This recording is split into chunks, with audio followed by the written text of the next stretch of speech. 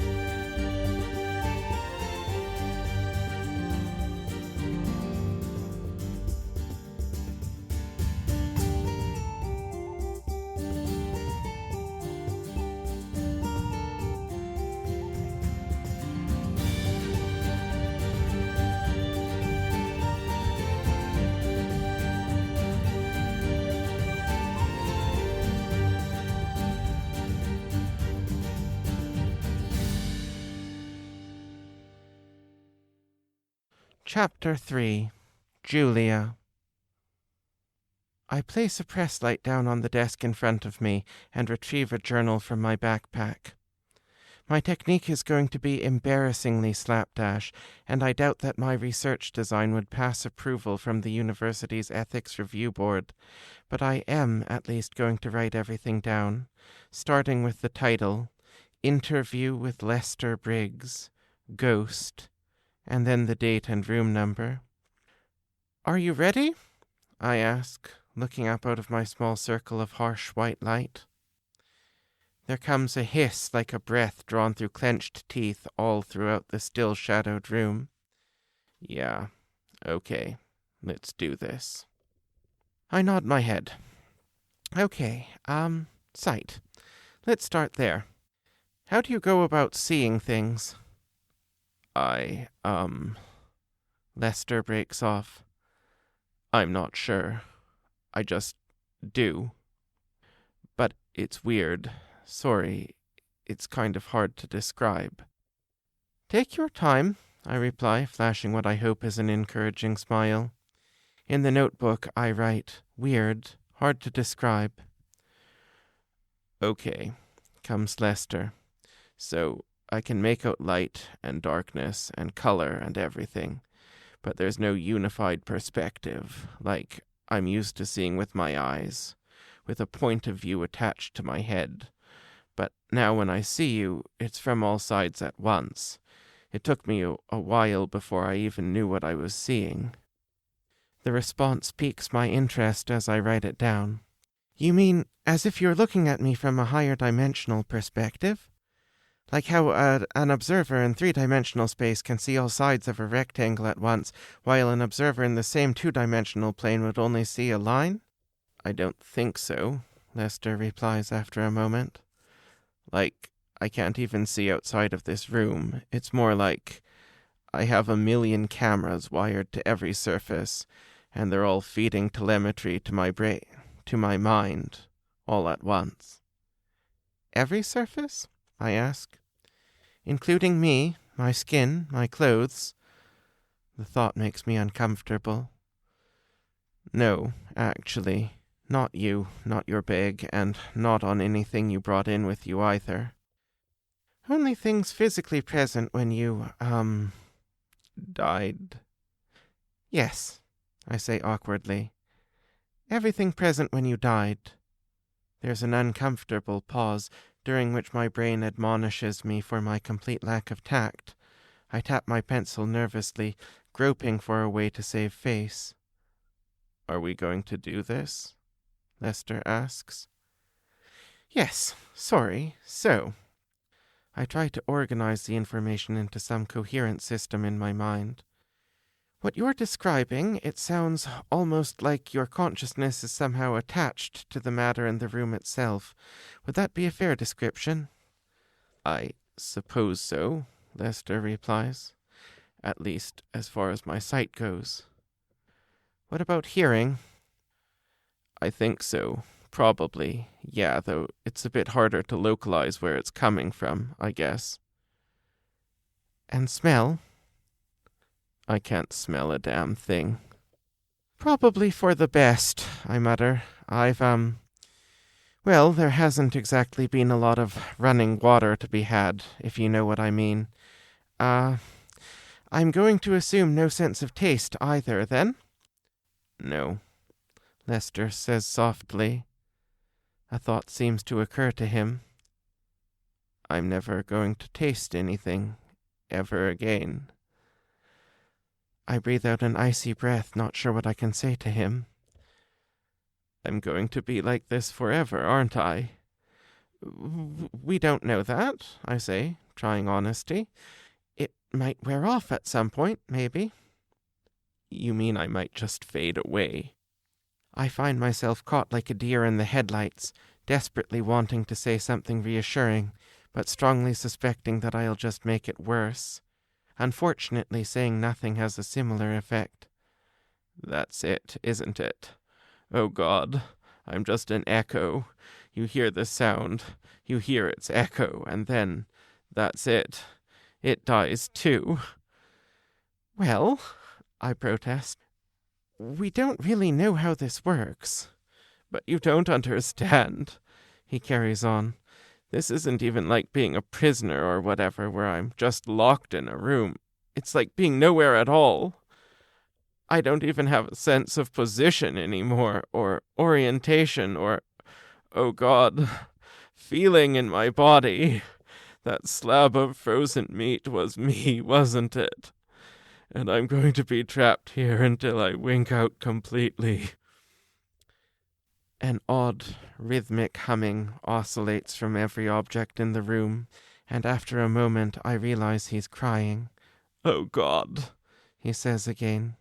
It was supposed to be like going to sleep, not like this. Hey, I exclaim.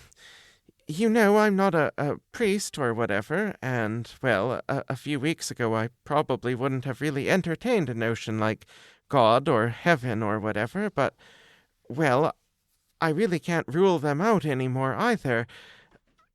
Maybe you'll end up there? Suicides don't go to heaven. Yeah, well, I shift about uncomfortably, silently cursing whatever Sunday school teacher he had as a child. Maybe there are other, less stuck-up heavens you could go to? Perhaps I imagine it, but I can swear there's a faint note of laughter from amongst the sobbing. What about touch? I ask gently. Can you feel that? Yeah, says Lester, barely above a whisper. I can feel touch. I rise to my feet and wrap my arms as tenderly as I can around one of the room's support pillars. Can you feel this? Yeah, he answers. Thank you. I maintain the hug until the crying dies down. Dr. Chen. Yes? Are you going to ask me more questions? Do you want me to? If you want. I click my tongue. I mean, all of my questions will be about your status. Is that all right? A pause. Yeah, I can do this. Come on. All right. I draw in a breath, wondering how the hell I can possibly phrase this delicately. So, may I ask what the transition was like? Transition? Well, your consciousness, it was centered on your person, and now it's distributed somehow. Basically, what I'm wondering is, how did it feel to go from one state to the other? How did it feel to die, you mean? I pull back my lips nervously. That's about the size of it. There's a pause. I don't remember. I see. I make a note in my journal. Funny. Most important thing ever to happen to me. And I forgot. But you mentioned the circumstances leading up to it earlier, I say carefully. Yeah, he agrees, and if he had breath I would say that he sighed wistfully. I remember all that. Standing on that fucking chair, kind of shifting my weight. It's not easy, knowing that a single step will end it. And, well, I guess it shifted enough because suddenly I was falling. His voice trails off. I lay a hand against the desk in what I hope is a comforting fashion. You don't have to keep this up if you don't want to. No, he replies. No, it's weird. It's like something I saw on TV. I mean, I know it happened. To me, but, He falls silent for a moment. No, there's nothing to tell. I fell, and then I was here, with you. So you have no memory of the time between your death and my arrival here?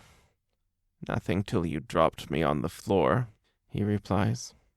I smile faintly. Sorry about that. I didn't feel a thing. I take a few seconds to write out his replies and then look up. It's interesting, though, I muse, that you only came to after your body hit the ground. It makes it sound almost like a discharge of consciousness, like static electricity grounding itself. Yeah, Lester agrees vacantly. Suddenly he sounds almost intrigued. Wait, are you saying that consciousness is like a physical quantity now? I sit up, surprised to hear it put so plainly. Well, it kind of has to be, doesn't it? I say, thinking out loud.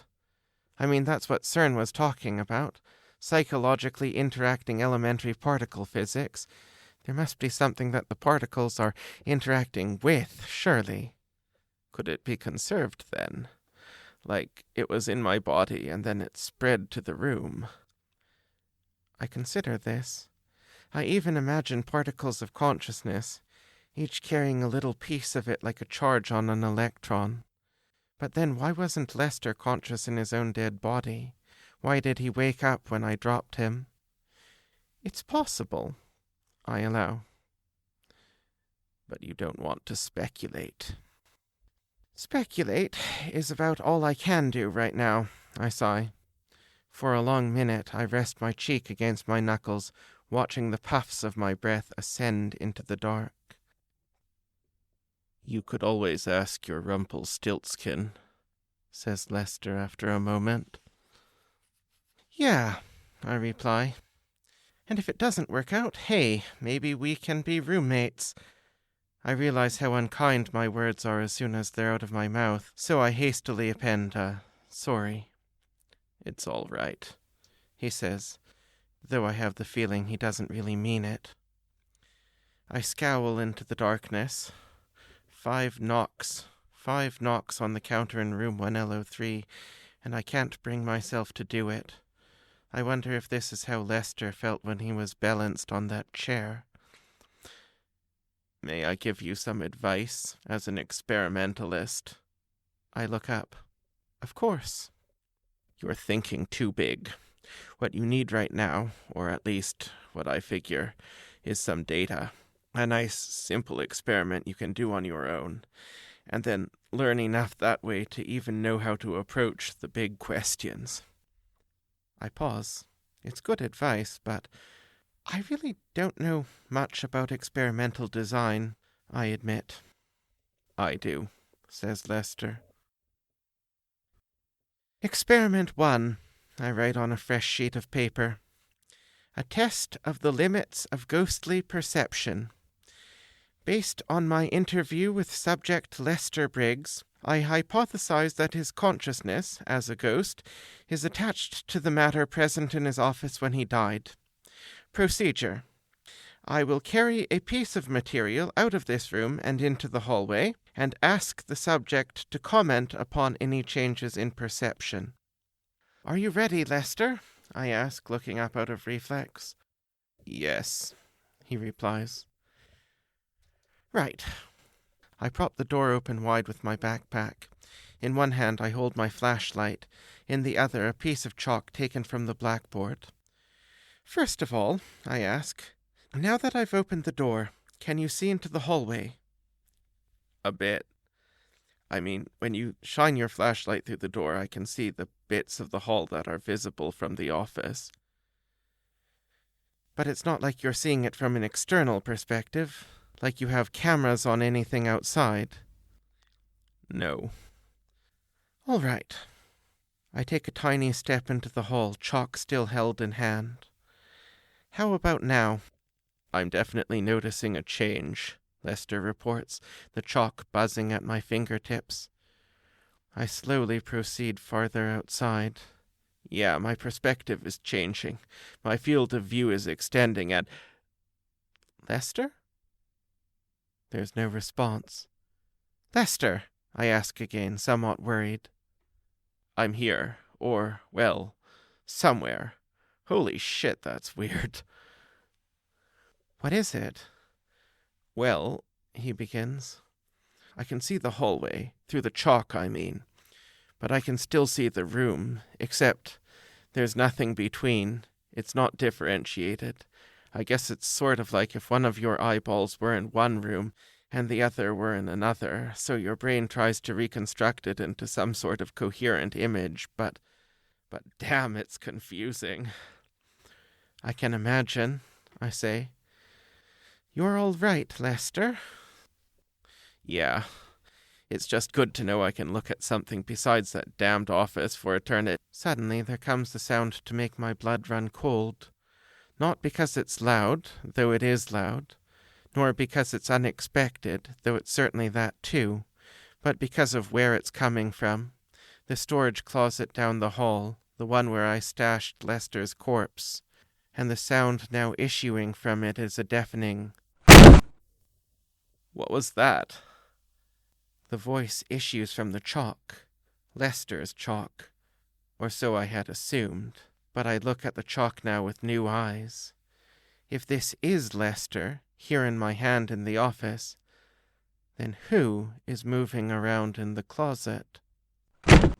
My back arches sharply, muscles tensing. But he had been dead. He had been very definitely dead. Am I sure of that, though? Am I sure of anything? Professor, what the hell is going on? Comes the voice in the chalk. This last blow is so forceful that the door almost seems to rattle on its hinges, and it's all I can do not to leap backwards. Lester had looked dead, but can I be certain that he was? The office had looked empty, and yet I had been chatting with someone for over an hour. Could he be alive then? Was it possible? Might it all have been some kind of illusion, some kind of magic glamour? I draw a deep breath and try, as best I can, to omit fear from my voice. Lester, I say carefully to the chalk, are you sure that you don't have any feeling left in your body? What? Yeah, of course I flinch, but manage to hold my ground. Whatever entity exists in the chalk suddenly seems to recognize the implications of my question. Oh God, that's me in there, isn't it? I make no reply. This apparently does nothing to soothe its nerves. Dr. Chen, I swear to you. Oh shit, shit, this can't be happening. Lester, I say, as steadily as I can, you say you don't actually remember dying. It's me, Dr. Chen. You know me. Not really. I glance over my shoulder at the still-lighted office, and then back down the hall to the closet. If Lester is still alive there, then I can't just leave him, can I? But what will the ghost do if I try to free him? And if the ghost is Lester, then what will I be setting free? Right, I say, my voice echoing down the cold concrete hallway. Here's what I'm going to do. I'm going to set you down. Professor, you can't. I'm going to grab my axe from that office, and I'm going to open that door. And then we will get this all sorted out. Professor, are you insane? I'm Lester, I swear, whatever that is. Jesus Christ, Professor, it's not even talking. That is a point, but on the other hand, I don't know what magic allows. Maybe the entity somehow stole Lester's speech. Maybe he was suffering from brain damage. Maybe...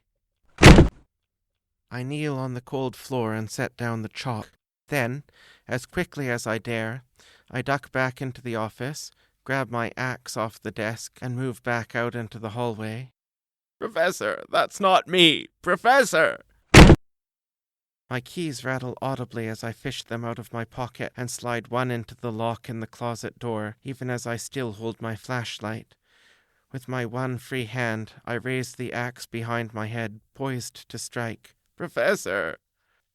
"Whoever you are in there," I say loudly, "I'm about to open the door. Please don't make any sudden movements." "Don't, for God's sake."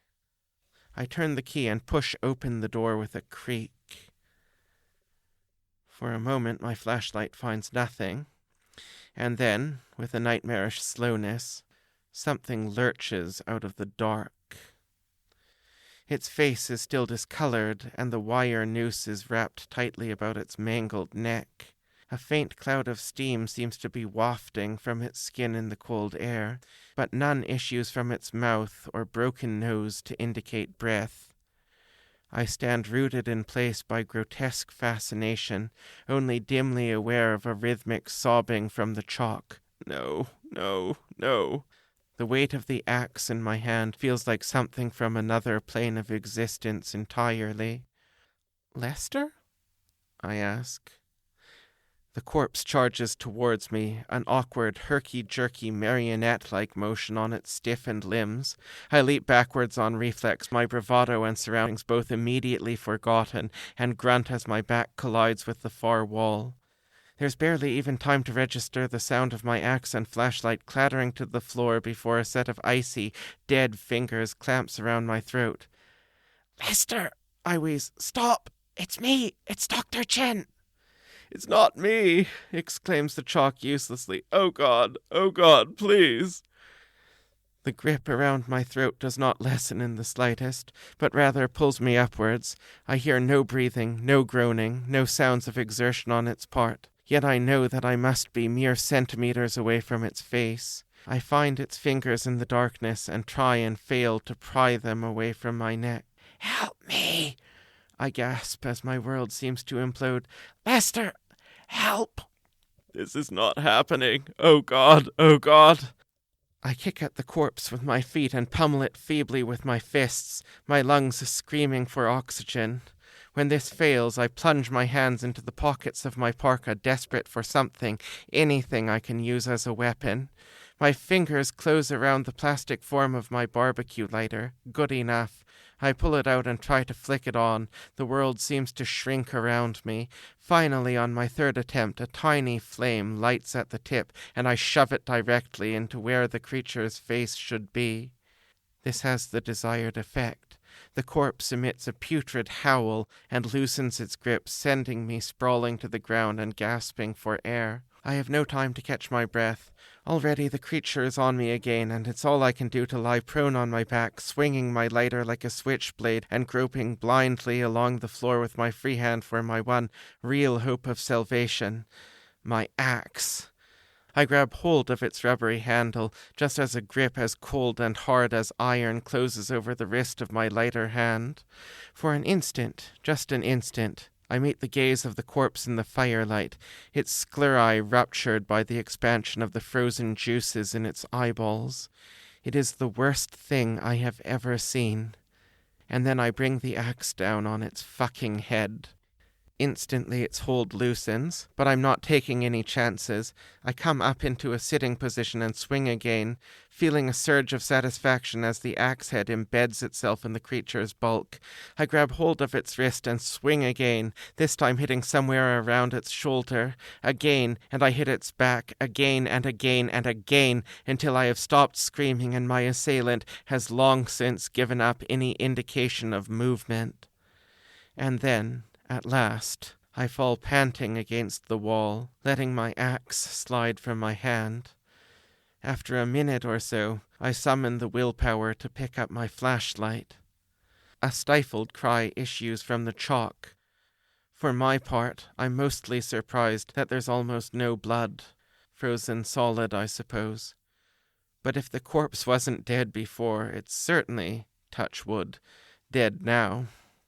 I bring up the flashlight, my hands trembling slightly. Down the hall I can still hear the ghost, Lester, faintly whimpering. I've never killed anything before, nothing larger than a house centipede. I don't know if this counts, but it is a lousy thing to do to a human body, even so. Sorry, I blurt. I should have listened to you. Lester makes no reply. I think I can hear him muttering under what would be his breath. I'm going to propose that we put our experiments on hold for now, I say blankly. I'll return you the piece, the chalk, to your office, okay? I'll clean this up. It's only once I've picked up the chalk that I can hear the words, oh God, why me?" repeated over and over again through my fingertips. I shut the door to the storage closet for what I hope will be the last time, and then, just to be on the safe side, write, "Warning! Garbage bags in this closet contain zombie parts, possibly animate," on it in pencil. If horror movies have taught me one thing, it's the danger of non-specific signage. Of course, if they've taught me two things, the other is, don't open that door, and I seem to have already blown that one. I sigh, a white breath into the cold air. Genius one day, idiot the next. The gold filigree of Rumpelstiltskin's business card glints in the stream of my flashlight as I withdraw it from my pocket. Knock 5 times on the counter in room 1L03 to ask about my very low rates. I realize now that I've been operating under a false dichotomy, believing that I could be either ignorant and safe, or risk my life to obtain knowledge. But in truth, I might as well be a toddler sticking her fingers in electrical sockets for how safe I am. It is perfectly possible to die ignorant, and I don't want to. And so I make my way up to the radiation lab, 1L03. After so much hesitation, it's surprisingly easy to bring my knuckles down 5 times against the counter at the front of the room. You have been listening to a serialized audio adaptation of the novel Reality's End, A Theory of Magic, Book 1, by J.P. Babb, as narrated by J.P. Babb. The novel is available from Otter and Osprey Press and can be purchased in trade paperback on Amazon or as an electronic copy wherever ebooks are sold. The podcast, Reality's End, A Theory of Magic, Book 1, is licensed under copyright by J.P. Babb. Special thanks to Alec Kachan for composing our theme music, an epic arrangement of the Quebecois folk song La Le Bon Vent, Sarah Clark for her services as a sensitivity reader, and Berserka Design for the cover. You can support me on Patreon at patreon.com/jpbab for early access to new episodes, bonus commentary, and material from the unpublished sequel.